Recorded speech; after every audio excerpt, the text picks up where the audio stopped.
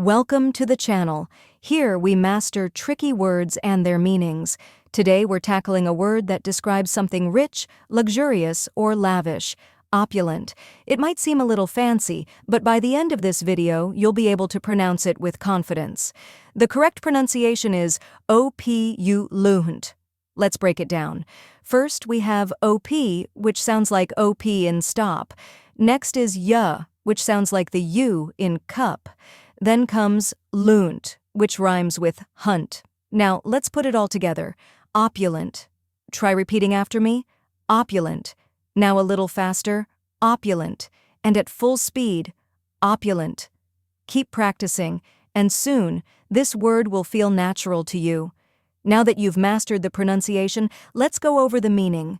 Opulent refers to something that is rich, luxurious, and abundant, often used to describe lavish surroundings, possessions, or lifestyles. And that's it.